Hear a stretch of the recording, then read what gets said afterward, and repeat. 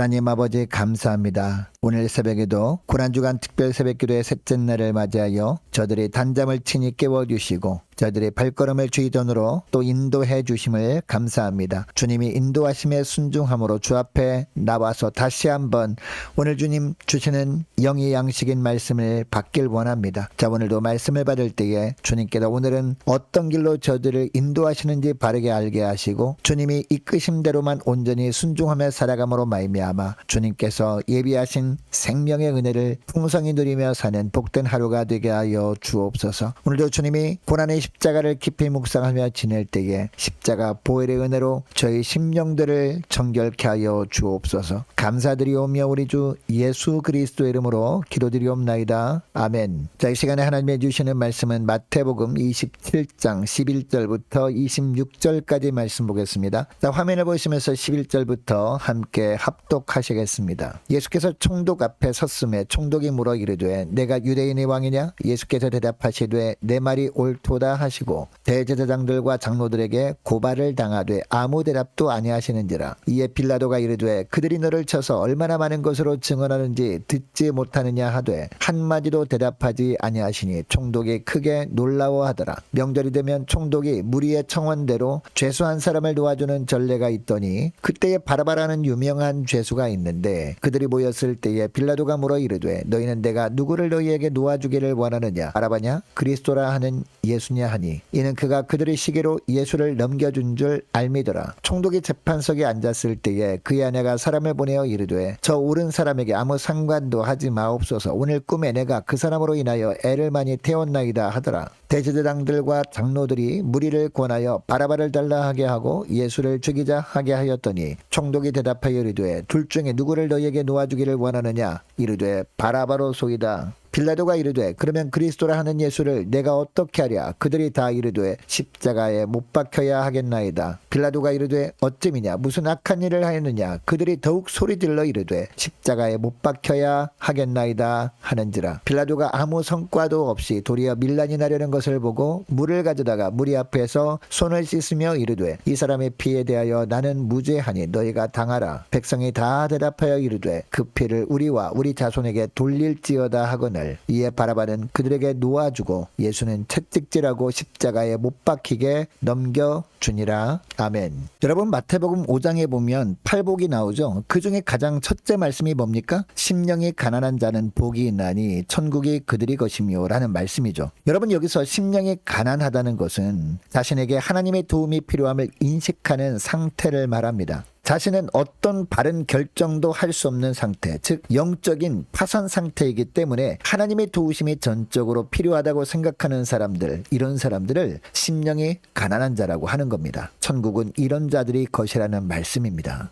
즉 이런 자들이 하나님과 바른 관계 속에서 살게 된다는 겁니다. 반대로 말하면 심령이 가난한 상태가 되지 못하면 하나님과 바른 관계를 맺지 못함으로 말미암아 죄로 깨닫지도 못한 채 죽음의 길로 달려갈 수밖에 없다는 겁니다. 자, 오늘 본문에 보니까 대제사장들과 유대인 장로들이 예수님을 빌라도에 넘겨줘 버립니다. 예수님께 신성모독죄를 뒤집어 씌우고 사형 판결을 내리긴 했지만 이들에게는 사형 집행을 할 권한이 없었거든요. 그래서 예루살렘 총독이었던 본디오 빌라도에게 예수님을 넘긴 겁니다. 하나님의 백성이라는 사람들이 하나님의 본체이신 이 땅에 오신 하나님의 아들 예수에게 신성모독죄를 뒤집어 씌운 겁니다. 예수님이 친히 자신의 신분을 밝히셨음에도 불구하고 그들은 아랑곳하지 않았습니다. 여러분, 이것을 보면 그들의 심령은 가난한 상태가 아니었음을 알게 됩니다. 오히려 반대였습니다. 그래서 죄를 죄로 깨닫지도 못한 채 죽음의 길로 달려갑니다. 그런데 신성모독죄가 로마 법정에서는요, 죄로 여겨지지 않았습니다. 그래서 그들은 빌라도의 법정에 예수님을 고발할 때 다른 죄목으로 고발합니다. 유대인들을 선동해서 로마 황제를 반역했다는 죄목으로 고발을 한 겁니다. 그래서 1절에 보니까 빌라도 총독이 자기 앞에 끌려온 예수님에게 뭐라고 합니까? 내가 유대인의 왕이냐? 라고 묻고 있는 거예요.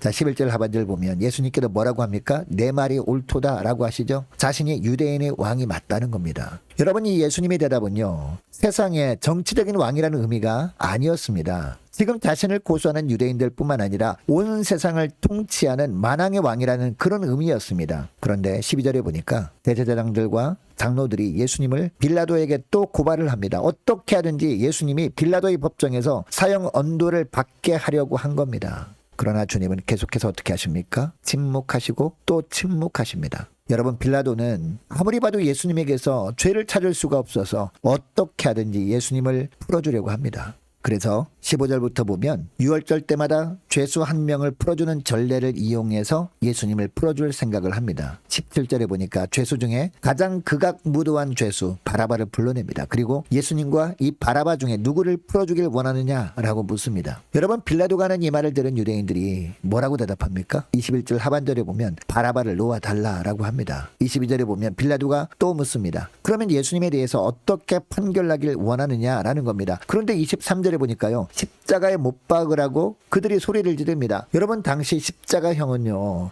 죄수들 중에서도 가장 극악무도한 죄수들에게만 내리는 형벌이었습니다. 그런데 빌라도가 보기에 로마법을 기준으로 아무리 봐도 죄를 찾아볼 수 없는 예수님을 십자가에 못 박으라고 하니까 빌라도는 이해할 수 없었습니다. 그래서 23절에 보면 또 유대인들에게 묻습니다. 아니, 무슨 죄를 졌길래 십자가에 못 박으라고 하느냐라는 겁니다. 그런데 유대인들이 어떻게 하죠? 십자가에 못 박으라고 더 소동을 합니다. 결국 24절에 보면 빌라도가 어떻게 합니까? 자신은 잘못이 없다고 자기 손을 씻으면서 그들에게 자기는 죄가 없으니 그 죄값을 당신들이 당하라 라고 합니다. 여러분, 이때 유대인 백성들이 뭐라고 대답합니까? 그 피를 자기들과 자기들 자손에게 돌리라고 합니다. 자기들에게 어떤 피해가 오더라도 예수가 십자가에 못 박혀 죽는 것을 꼭 봐야 하겠다는 겁니다. 결국 예수님이 채찍을 맞으시면서 십자가에 못 박히시기 위해 골고다 언덕으로 십자가를 지고 가게 됩니다. 여러분, 대제사장들 그리고 유대인 장로들 또 이들과 함께한 유대인들을 생각해 보기를 원합니다. 그들은 자신들이 무엇을 하고 있는지도 모르고 그렇게 한 겁니다.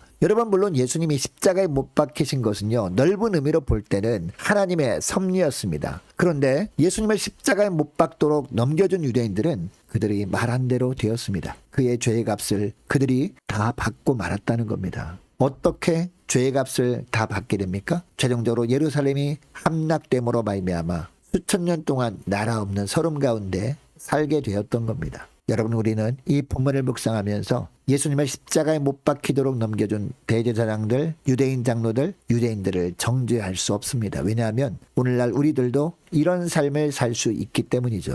우리도 가난한 심령으로 살지 못하면 언제든지 하나님의 형상으로 지음받은 지체들을 수렁으로 몰아넣을 수 있습니다. 아니, 주님의 몸인 교회를 계속해서 곤란하게 만들 수도 있습니다. 그것도 나에게 어떤 피해가 오더라도 교회를 무너뜨리는 일을 할 수 있다는 겁니다. 여러분, 이것을 기억하시고 오늘 기도할 때 하나님, 가난한 심령으로 살게 하옵소서. 내 힘으로는 아무것도 할 수 없습니다. 주님이 은혜 부어주시지 않으면 넘어질 수밖에 없습니다. 견고하게 주님께 붙들려 살게 하옵소서. 간절히 기도하는 이 새벽 될 수 있기를 축복합니다. 여러분, 오늘 본문에서 한 가지만 더 살펴볼 것은요, 예수님이 십자가에 달리고 대신 바라바가 살게 된 사실입니다. 여러분, 예수님은 하나님의 아들이셨습니다. 그런데 이 바라바라는 이름은요, 아람어로 아버지의 아들이란 뜻이에요. 그리고 이 바라바가 어렸을 때 이름은요, 예수였다라고 합니다. 그래서 동네 사람들은 예수 바라바라고 불렀다라는 겁니다. 이것 때문에 49페이지 맨 밑에 나나주 1번에 보니까 어떤 사본에는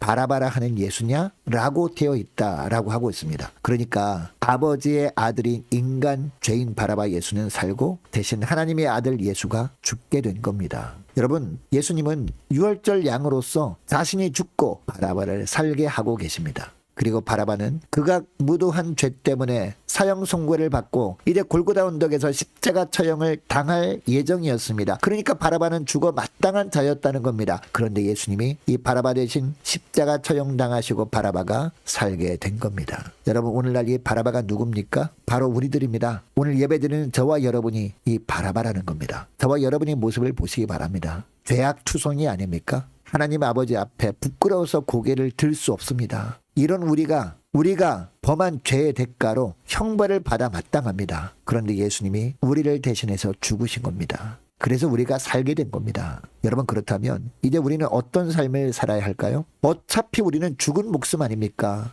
나를 대신해서 죽으신 예수님의 삶을 그래서 살아야 하는 겁니다. 예수님의 생각으로 살아야 하는 겁니다. 예수님의 손과 발이 되어서 오늘 하루도 살아야 하는 겁니다. 한마디 말을 하더라도 하나님이 말씀하시는 것 같이 말을 하며 오늘 하루를 살아야 할 줄로 믿습니다. 자, 오늘 말씀을 기억하며 함께 기도하기를 원하는 것은 이렇게 기도했으면 좋겠습니다. 하나님, 저희 힘으로는 어떤 바른 결정도 할 수 없습니다. 늘 가난한 심령이 되도록 성령께서 붙잡아 주옵소서. 주님이 바라바와 같은 저를 대신해서 죽으심으로 살게 되었사오니 저희 삶 속에서 오직 예수님만이 사시는 복된 하루가 되길 원합니다. 간절히 기도했으면 좋겠습니다. 자, 오늘 수요일입니다. 자, 오늘 저녁에 있을 수요 예배를 위해서도 함께 기도하기를 원합니다. 유초등부, 중고등부, 청년부를 위해서 각 구역과 남녀 전도회를 위해서 함께 기도하길 원하고요. 많은 환우들을 위해서 기도해 주시기 바랍니다. 우리 이상희 장로님, 이삼재 성도님, 김예린 어린이, 그리고 다른 많은 환우들을 위해서도 함께 기도하길 원하고요. 군 복무 중인 이세훈 형제를 위해서도 함께 기도하길 원합니다. 취업을 준비 중인 우리 청년들과 우리 성사님들 가정을 위해서, 나라와 민족을 위해서,